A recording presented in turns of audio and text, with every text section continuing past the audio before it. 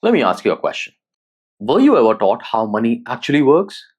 Not in a textbook kind of a way, but like how to actually budget your income? What interest really means? Or how some people seem to have money for everything while others are always struggling, even if they earn the same? Now, most of us weren't taught that. Not in school, not at home, and that's not your fault. But here's the good news, it's never too late to learn.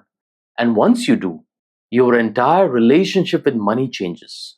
Now, instead of feeling stressed or stuck, you start to feel in control. You start making decisions on your own terms. And this video is your absolute beginner's guide to finance. And when I say beginner, I mean it. You don't need to know anything before watching this video. I'm going to walk you through everything that you need step by step using simple language and real life examples.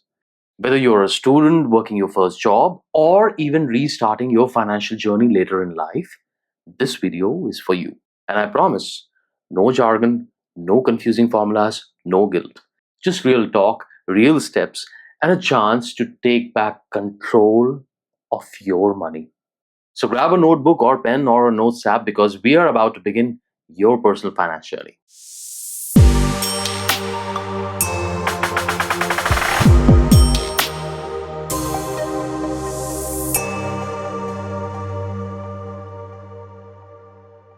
Alright, let's kick things off with something basic but super powerful. Understanding your money. Now, this is truly where it all begins. Before you make a budget, before you save or invest, you just need to know one thing. Where is your money going?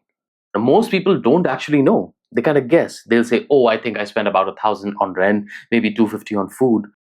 But when they actually look, it's a completely different story. So let's break it down into 3 key pieces you need to figure out. Number 1, your income. That's any money coming into your life, your job, your side hustle, maybe government benefits, freelance work. It all counts. Make sure you write it down, your after-tax income, the actual money which is hitting your bank account, not your salary before deductions. Now, if it varies month to month, then take an average of the last 3 months. Be conservative. Number 2, your expenses. Now, this is where most of us lose track. We forget about the daily coffee runs, the Netflix subscription, that one Amazon order we didn't even plan for. So we are going to break expenses into 2 groups, fixed expenses and variable expenses. Now, fixed expenses are the things that cost the same every month. Rent, phone bill, insurance, internet, subscriptions. And then you have the variable expenses which change basis how you live.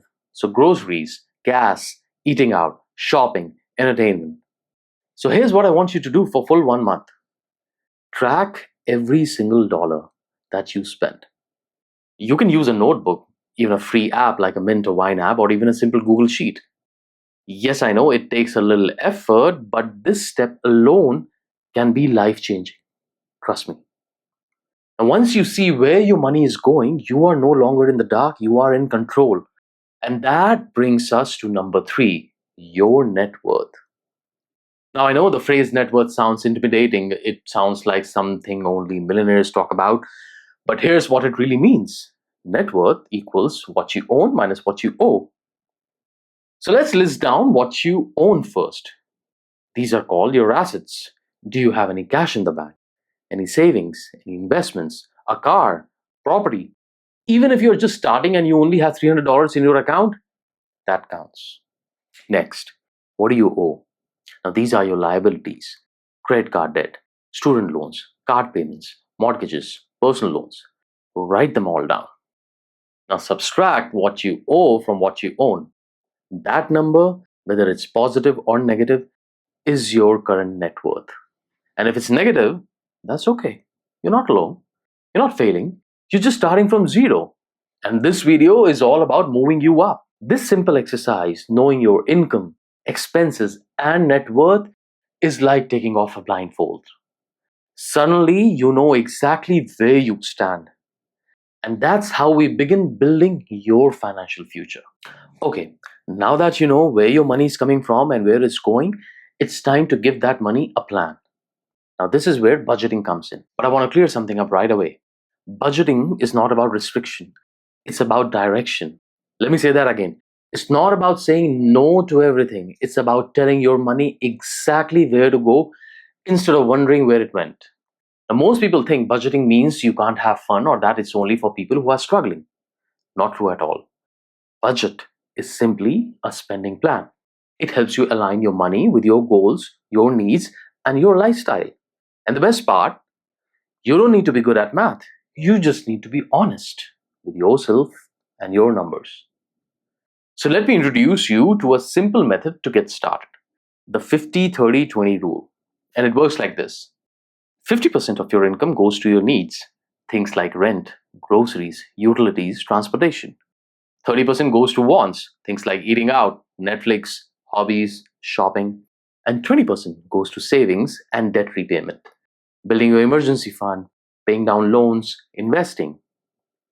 So let's say you bring in $3,000 a month after taxes. Now, under the 50-30-20 rule, 1,500 would go towards your needs, 900 towards your wants, 600 towards savings or paying off debt. Now listen, this is just a starting point. Your life might not fit perfectly into this mold. Maybe you live in a big city and rent eats up 60% of your income, and that's okay. Maybe you are supporting family or you have student loans. Life is complex and budgets are flexible.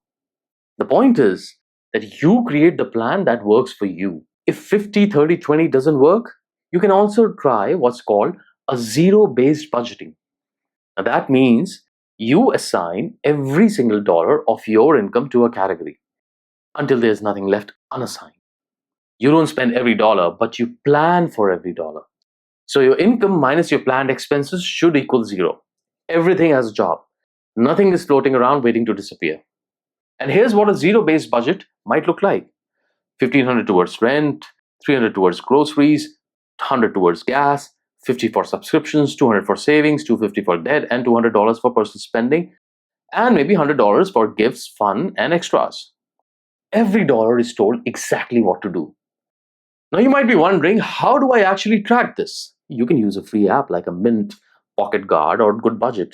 Use a spreadsheet. Google Sheets has great templates. Or go old school, a notebook and a pen. There is no right way, only the way that works for you. The most important thing is consistency. Check in once a week. Track where your money went. Was there any overspending in one category? No problem, adjust for the next month. Budgeting is a living document. And one last powerful tip, automate everything you can. Automate your bill payments so you never miss one. Automate your savings so you never forget. Even automate investments if you can, and we're going to cover that later in the video. When you automate, your financial system runs without constant stress or decision fatigue. So, to recap, budgeting is about intention. It's about telling your money what to do before the month begins, not wondering where it went when the month is over. Once you master this habit, even at a basic level, you start to feel a sense of peace around money. And believe you me, that peace is priceless. Now let's talk about something that seems simple, but is actually one of the hardest financial habits to build. Saving money. Now most people think saving is what you do if there's money left over at the end of the month. And let me be real with you. There's never any money left over at the end of the month. Because if you don't plan to save, your money disappears. You'll spend it on little things here and there without even realizing it. And that's why we flip the script. We don't save what's left, we save first. It's called paying yourself first. Before you pay the landlord, the grocery store, the credit card company, you pay you. Even if it's just $20, even if it's $5, the amount doesn't matter, the habit does. Now let's talk about how to actually make saving work, even on a tighter budget. Step 1. Build an emergency fund. Think of this like a financial safety net. It's money set aside for life's unexpected moments. The car repair, the dentist, the lost job, the broken laptop, the sudden vet bill. Because life will throw something at you, and when it does, you do not want to go into debt or panic. Start off with a small goal, $500. That's it. Do not overthink it. And once you hit that, aim for 1 month of living expenses. Then slowly build to 3 to 6 months. It won't happen overnight, and that's okay. Just keep adding to it consistently. Use a separate savings account, one that's linked to your everyday spending. Out of sight equals out of temptation. Look for high interest savings account or online banks that offer better return than your standard bank. The difference over time is real. Step 2. Automate your savings. Now this is a game changer. If you wait until the end of the month to manually move money into savings, you probably won't do it. But if you set up an automatic transfer, say every payday, it becomes effortless. It's like a subscription to your future self. Even if it's just $25 every 2 weeks, over time it adds up. And more importantly, it gets you used to living without that money because it's already gone where it needs to go. Step 3. Use buckets or goals. Saving becomes easier when you give your money a purpose. Instead of just putting money into savings, try naming your saving buckets. You can have an emergency fund, a travel fund, maybe a holiday gift fund, a home repair fund, a dream goal fund like a new laptop or starting a new business. And you can also do this with separate bank accounts or with sub-accounts if your bank allows it. When you can actually see that your trip to Italy fund is growing, it motivates you to keep going. It makes saving fun. Step 4. Use the 24-hour rule for spending. So here's a tiny habit that can save you hundreds of dollars a year. If you see something you really want to buy, don't buy it immediately. Wait 24 hours. Think about it. Ask yourself, do I really want this? Or is this just a moment of impulse? You're going to be surprised how often you lose interest and keep the money with yourself. We often say, I can't afford to save. But a lot of times we just didn't plan to. Saving money is not about being rich. It's about being resilient. So here's your action plan. Start saving even if it's just little. Pay yourself first. Automate it. Name your savings goals. And use tools that make it easy, not stressful. When you save consistently, even if slowly, you are giving your future self peace of mind, freedom, and flexibility. All right, now we need to talk about something that weighs heavily on a lot of people: debt. Now, for some, it's credit cards. For others, it's student loans, car payments, or personal loans. And for many, it's all of the above. Now, listen, debt is not about shame. This is not about pointing fingers or blaming yourself. Debt is a tool, and like any tool, it can be used well or it can hurt you. So let's break it down together. First, what is debt? Debt is money that you have borrowed that you have to pay back later, usually with the interest. Seems simple, right? But it becomes dangerous when you start borrowing money to cover things your income should be covering, like groceries, gas, or rent. That's when the cycle starts to trap you. So let's understand the difference between good debt and bad debt. Yes, good debt exists. It helps you grow financially. Now, here are a few examples. Student loans. If they lead to a degree that increases your income, it's a good debt. Mortgage. If you're buying a home you can afford, it's a good debt. Business loans. If they fund something profitable. The key here is return on investment. If the debt helps you build wealth or earn more over time, and you manage it responsibly, it's considered good. Now, bad debt is where most people get stuck, and it's not something to be ashamed of, just something to fix. Bad debt usually includes credit cards used for stuff you don't need and can't pay off, buy now, pay later services for non-essential items, high interest payment loans, payday loans, the absolute worst. Now, why is this a bad debt? Because it costs a lot more than you think. For example, let's say you buy a $500 television on a credit card with 22% interest, and you are only making the minimum payments. Now, that TV could end up costing you $700, $800, or even more. So what do you do if you are in debt right now? Here's a simple, powerful 4-step action plan. Number 1, know exactly what you owe. Make a list. No, seriously, write it all down. What you owe, how much you owe, the interest rate, the minimum monthly payment. Now, it might feel overwhelming at first, but knowledge is power.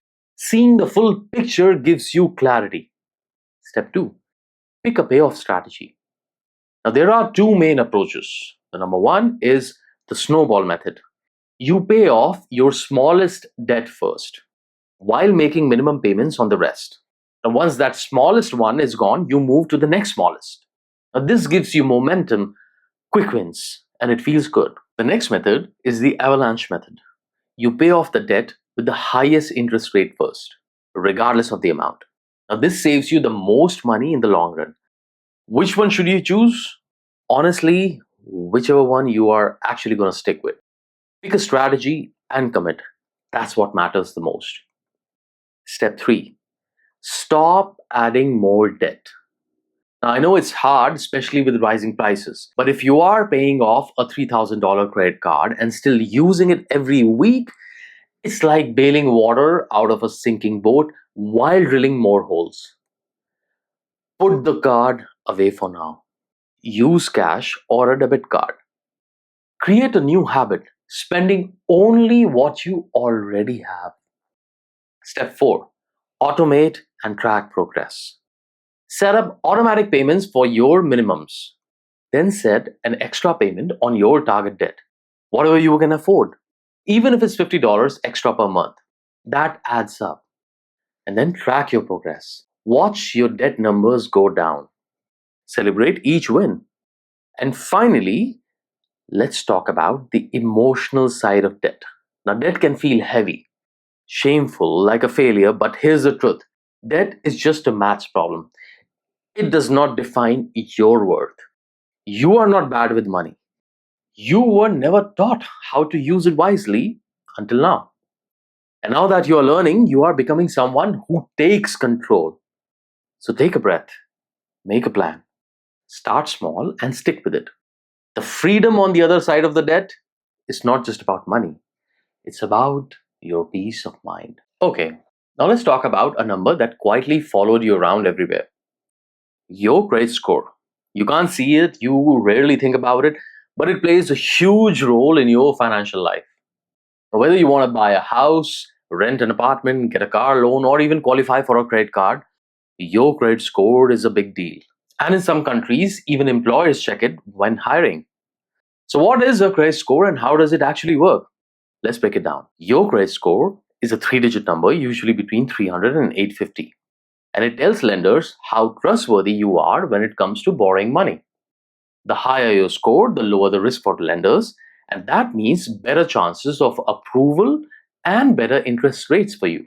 So for example, someone with excellent credit might get a loan at 5% interest, while someone with poor credit might only get approved at 18% or more. Now that difference could cost you thousands of dollars over time. So who tracks these scores? In most countries, there are major credit bureaus like Equifax and TransUnion here in Canada or Experian in the US.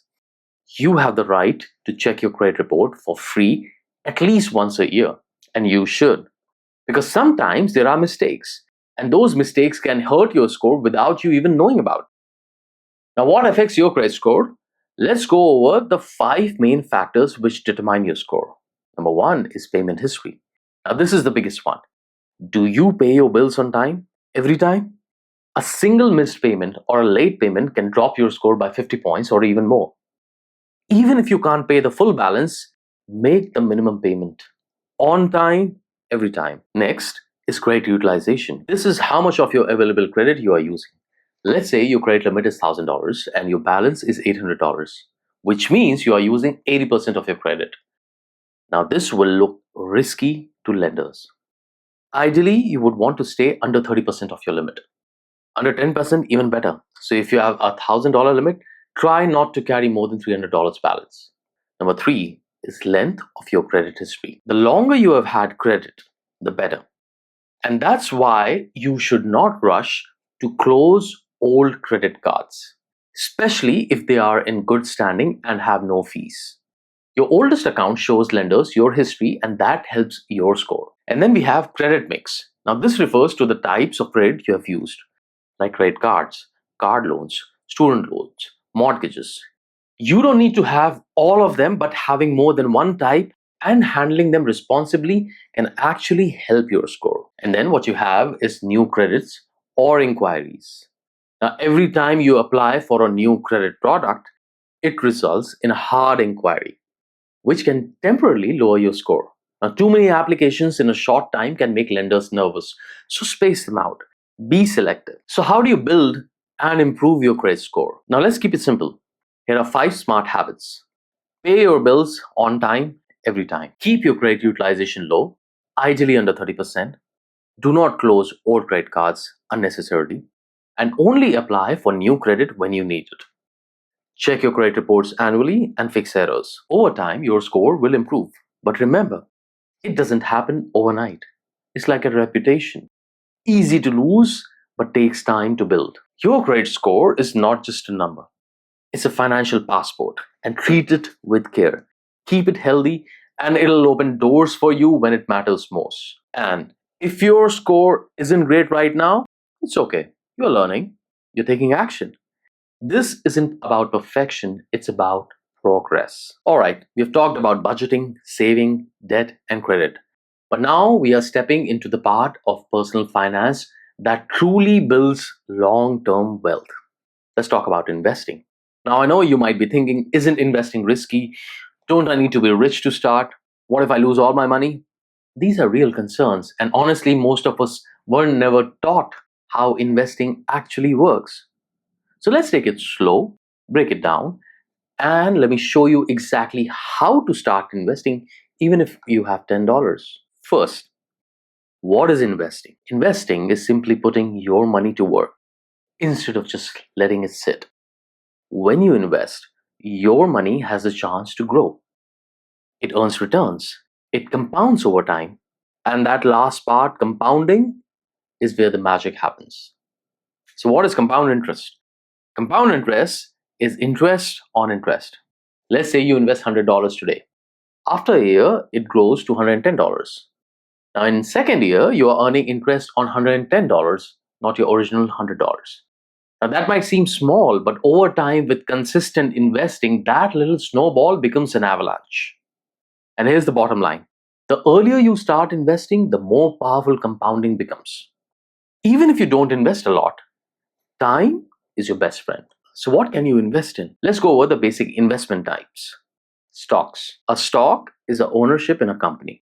When you buy a stock, you own a tiny piece of that business. Now, if the company does well, your stock can increase in value, but if it struggles, your stock can drop. That's the risk. Then you have bonds. A bond is like lending money to a company or a government, and in return, they pay you back with interest. It's typically lower risk than stocks, but with lower returns too. And then you have mutual funds. Now, this is a collection of stocks or bonds or both managed by a professional. It gives you a built-in diversification, so you're not betting everything on one company. And then what you have are index funds or ETFs. Now, these are my personal favorites for beginners. An index fund or ETF, which is an exchange-traded fund, tracks a market, like the S&P 500. Instead of buying one company, you are buying a piece of hundreds. It's simple, low cost, and historically very effective. So how much do you need to start? You might be surprised. Many platforms today let you start investing with as little as $5 or $10. There are apps like Wealthsimple here in Canada, Robinhood or M1 Finance in the US, or even your bank's online brokerage, which make it super easy to start. So no, you don't need to be rich, you just need to start. Now, what accounts should you use? Now, this depends on your country. But here in Canada, the most common ones are RRSP, which is the Registered Retirement Savings Plan, and that's a retirement account with tax advantages. Then you have TFSA, which is a tax-free savings account, and it's for tax-free investment growth. Then you also have standard brokerages account. Now, these do not offer any tax benefits, but have no contribution limits. So if you're just starting out and you don't have employer retirement options, a TFSA is often the best place to begin. So how often should you invest? Simple answer, every month or every paycheck. This is called dollar cost averaging. It means you invest the same amount at regular intervals. Sometimes the market will be up, sometimes it'll be down, but over time, you smooth out the highs and lows and build wealth consistently. But isn't stock market risky? Now, let's be real. Yes. There's always a risk when you invest. But here's the truth most people don't hear. The biggest risk is not investing at all. If you leave your money in a savings account earning 1%, but inflation is at 3%, Your money is actually losing value every year. Investing is how you beat inflation. It's how you make your money grow faster than prices rise. Yes, the stock market has ups and downs, but over long term, it has consistently gone up. Historically, the stock market returns an average of 7 to 10% per year after inflation if you stay in it long enough. Now, the biggest mistake beginners make, they try to time the market. They panic during dips. Instead, just keep investing regularly and hold on. So start with what you can afford. Even $20 a month matters. Use a tax advantaged account like a TFSA or an RRSP. Invest in index funds or ETFs, which are simple and diversified. And then be patient. Wealth grows slowly and then suddenly. Don't try to pick winning stocks. Just stay consistent. And most importantly, you do not need to be perfect. You just need to get started. Investing is a long game, and the earlier you begin, the easier it becomes. So whether you are 19 or 49, now is the best time to start investing in your future. All right, now let's talk about something you probably use every single day, your bank. But here's the thing, most people pick a bank at random. Maybe the one that their parents used or the one which is closest to home, and they never really think about it again. Today, I want to show you how banking actually works and how to set yourself up with the right accounts so your money works for you and not against you. So, what do banks actually do? At the simplest level, a bank is where you store, move, and grow your money. But not all accounts are the same, and not all banks are looking out for your best interests. So, let's walk through the three types of accounts everyone should know about. Checking account. This account is for your everyday spending. This is your go-to account. This is the account where your paycheck comes in, you pay bills, you withdraw cash, you swipe your debit card. It's built for transactions and not savings. But here's what to watch out for. Fees. Some banks charge you a monthly fee just to keep money in them. Others limit how many withdrawals or e-transfers you can do. So shop around. Many online banks or credit unions offer no-fee checking accounts with unlimited transactions. And yes, they are safe. Most are insured just like traditional banks. Then you have the savings account. And this is for short-term goals and emergency fund. This is where you park your money you don't plan to spend right away. It could be your emergency fund, travel savings, or a down payment in progress. The key difference is that savings account usually pay you interest, but that interest varies a lot. Some big banks pay you just 0.01%, basically nothing. But high interest savings accounts, especially from online banks, can offer 2% or even more. Now that's a huge difference over time. You should look for no monthly fees, no minimum balance required, and a competitive interest rate. Then what you have is investment account for growing long-term wealth. Now we've covered this in the last section, but just to recap, investment accounts are for money you want to grow over the long term, usually years or decades. Now, they are not your emergency funds. They are not for next month's rent. They are for retirement, future goals, and long-term financial freedom. Accounts like RRSP, TFSA, or a standard brokerage account. Each of them have their own rules and tax advantages, so be sure to research what works best for your goals and where you live. Now, when it comes to choosing the right bank, here are some quick tips. Avoid unnecessary fees. If your bank charges $15 a month just for holding your money, you can probably do better. Check the digital features. Does the bank have good app, easy transfers, bill payments, mobile checking deposits? Then look for interest, especially in your savings account. Don't let your money sit somewhere and earn nothing. Then you can also consider online banks. They often have no branches, but they pass those savings on to you through better interest and no fees. And here's a bonus tip. Open multiple savings accounts. Most people have one savings account and try to mentally track what's what. But if your bank lets you open multiple no-fee savings accounts or sub-accounts, use them. Create a separate account for, let's say, emergency fund, a vacation, gifts, a new car, a house down payment. When your savings are organized and visible, your goals feel real. Your bank account is like the engine room of your financial life. If you've got high fees, poor interest, or disorganized accounts, it slows you down. But with the right setup, your money flows smoothly. Your goals feel doable and you stay in control. So take 30 minutes this week. Review your accounts. See what you are paying. See what you're earning. And make the switch if something better is out there. You deserve a bank that helps you win, not the one that takes you money for doing nothing. Alright, now that you have a grip on your money, your accounts, and even investing, it's time to talk about something many people skip over. Setting financial goals. Why? Because goals give your money purpose. Without goals, saving and budgeting feel like chores. But with clear goals, your money becomes a tool to get what you want, your way. Financial goals usually fall into three buckets: short term, mid term, and long term. Now, short term goals are things that you want to achieve within the next 6 to 12 months. Examples could be building your emergency fund, saving for a vacation, paying off a small debt, buying a new phone or a laptop. Because they are close, short-term goals usually need cash or money in your savings account, not investments. And then you have mid-term goals. Now these take 1 to 5 years to accomplish. Examples might be saving for a down payment on a house, buying a reliable car, starting a business, paying off larger debts like student loans. Mid-term goals often use a mix of savings and conservative investments depending on your timeline and risk tolerance. And then you have long-term goals. Now these are the big ones, things that take 5 years or more. Examples could be retirement, funding a child's education, paying off a mortgage entirely, building generational wealth. Long-term goals are usually funded through investments, stocks, bonds, mutual funds, or retirement accounts because they grow over time. Goals give you direction and motivation. Now, instead of saving money because you should, you save for something like a vacation or peace of mind. And when you hit your goals, it feels amazing. It builds confidence and momentum. Now, here's a simple framework: SMART goals. Specific. What exactly you want? How much do you want? Then you have measurable. How will you track progress? Achievable. Is it realistic with your income? Relevant. Does it align with your values? Time bound.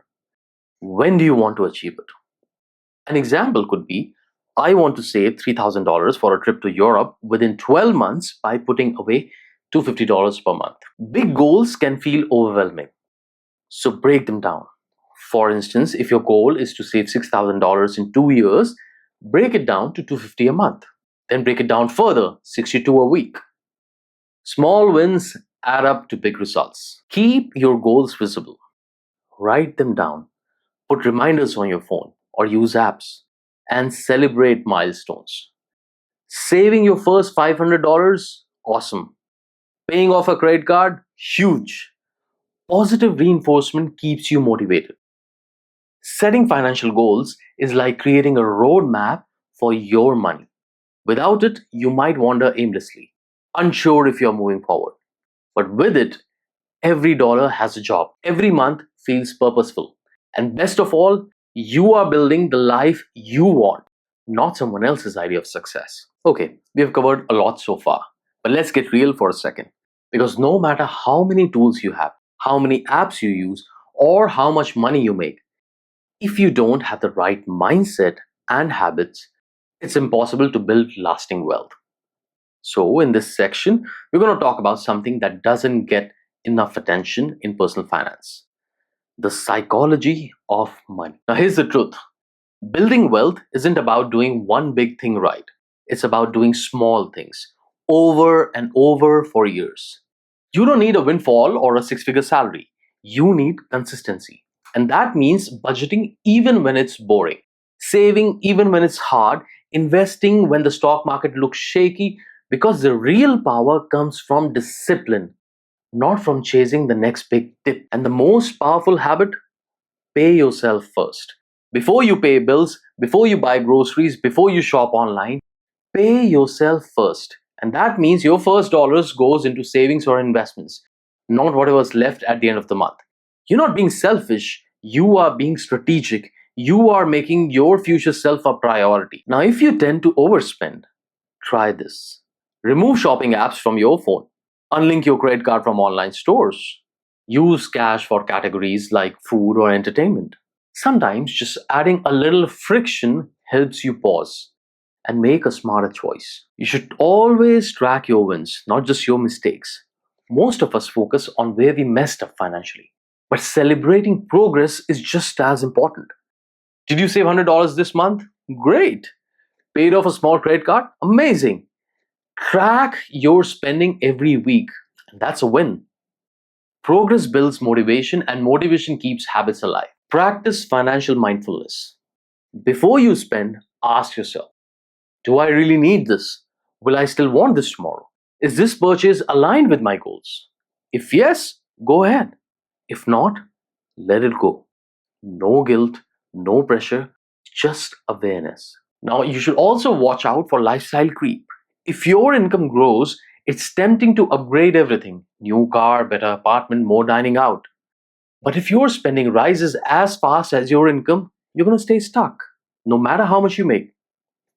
Instead, increase your saving and investing before you increase your lifestyle. You can still enjoy life, just don't let comfort kill your momentum. Surround yourself with good influence. Follow creators, podcasts, books, and communities which support your financial goals. Mute the noise that makes you feel like you are behind or not doing enough. Money is personal. Everyone's path is different. You don't need to be perfect. You just need to be consistent. Changing your mindset takes time, and so does building strong habits. But this is how wealth is built, one smart decision at a time. So be patient with yourself. You're not behind, you're learning, you're improving, and every small habit you build today compounds into freedom tomorrow. You have already done something most people never do. You are taking control, and that alone puts you ahead. You made it. Seriously. If you are still here, you have just done something most people never do. You have taken 30 minutes out of your life to learn how money really works, and not just the surface level stuff. You've learned how to manage, save, invest, grow, protect, and own your finances. And that is powerful. So let's quickly recap what we've covered, and then I'll give you a simple action plan to move forward. In part 1, we started with the basics of what is money. Why does it matter? Then you learn how to track your income, expenses, and calculate your net worth. We built your budget. You now know how to give every dollar a job. In part 4, we covered saving, how to build an emergency fund and develop consistent habits. In part 5, we talked about debt, the good, the bad, and how to pay it off with a plan. In part 6, you now understand credit scores, why they matter, and how to improve them. In part 7, you got your first steps into the world of investing and learned that you don't need to be rich to start. In part 8, we broke down how to choose the right bank accounts and why where you keep your money matters. In part 9, we explored financial goal setting, short, mid, and long term, with smart strategies. And in part 10, we ended with the mindset and money habits, the real engine behind long-term success. So here's your simple 5-step action plan. Track your spending for 30 days. Know where your money is going. Awareness is everything. Set up a budget. Use the 50-30-20 rule or zero-based budgeting, whatever fits your style. Build a starter emergency fund. Aim for $500 and then grow it to 1 month of expenses and then 6 months and so on. Start investing. Even if it's $10, open a TFSA or other beginner-friendly investment accounts and start building your future. Pick one financial goal to focus on. Make it smart, make it real, and start working towards it. Money isn't just numbers in a spreadsheet. It's time, freedom, options, security, peace. You don't need to be a genius. You don't need to be born into wealth. You just need to start and stay consistent. And here's the most important thing I'm going to leave you with today. You are capable. You are not behind, and it is never too late to take control. No matter where you are starting, today can be day 1. And if you ever get stuck, confused, or overwhelmed, come back to this video or find someone who's walked the path and can help. Because this isn't a one-time crash course, this is a journey. And you are officially onto it now. So go, build your plan, Go take that first step and go create the financial life you truly deserve. Thank you for watching, and I'm going to see you in the next one.